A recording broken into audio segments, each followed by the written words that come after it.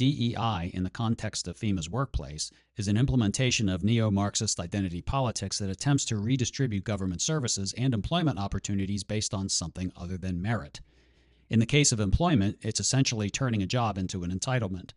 To accomplish this, the employees and customers have to be divided into categories in order to identify the groups that are advantaged and those who are disadvantaged, or, if you prefer, the oppressors and the oppressed. In FEMA, these divisions were represented by the FEMA Employee Resource Groups, or FERGs. Theoretically, these groups are started by employees, but the FEMA rules require a senior executive to sponsor a FERG, and the FERG must include representatives from HR, the Office of Civil Rights, the Office of Chief Counsel, and the Diversity Management Advisory Council. So, there's a heavy management involvement in the creation and operation of the FERGs.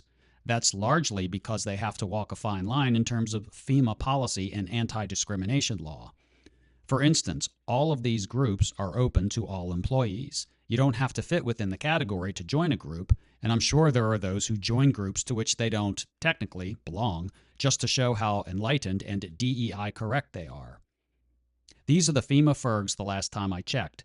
Again, a lot of this info has been scrubbed from FEMA's public web pages, but you can find some of it still on the internet in the Wayback Machine. The FERGs are African American, Asian American, Native Hawaiian Pacific Islander, Caribbean Collective, Disabilities Ally, Hispanic Latino, Indian Country, National Service Alumni, Pride, Seasoned, Veterans Advisory Council, and Women's Forum. These groups are all based on immutable characteristics except National Service and the Veterans Group. Of the others, let's see who is included, or maybe who is excluded is easier. Looks like straight white males who are not veterans. Okay, there's the Seasoned group. An older white guy sponsors it, maybe because he was told to. That group was hardly ever heard from in agency comms. I wonder what would have happened if I tried to start a straight males of European ancestry group, or even just European American FERG. I wonder what senior executive would have agreed to sponsor that group. I should have tried. Anyway, in my experience, the people covered by these groups who are really good at their jobs and are going places generally don't like being treated as if they need extra help to be successful.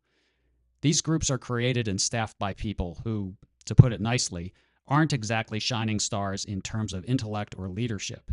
The Asian American, Native Hawaiian Pacific Islander FERG is evidence of this.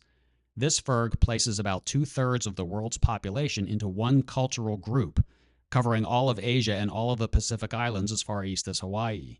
I'd love to listen to a Russian, an Afghani, a Nepali, a Japanese, a Filipino, and a Native Hawaiian talk about their common culture in one of these meetings.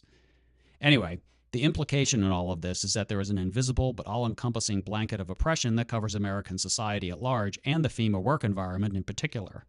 By a process of elimination, you can figure out what the oppressors look like.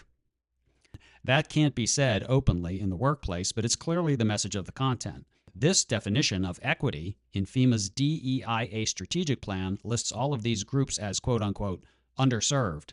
And the only way to remedy this oppression is with a fire hosing of DEI programming in the form of newsletters, emails, posters, and events delivering sermons to the unenlightened, delivered by the most dubious of spokespersons from inside and outside of FEMA, and hiring and promotion policies that devalue merit in the name of DEI. So now that the categories are clear, I'll show how pervasive the DEI campaigns were and how it's an enormous waste of time and taxpayer money.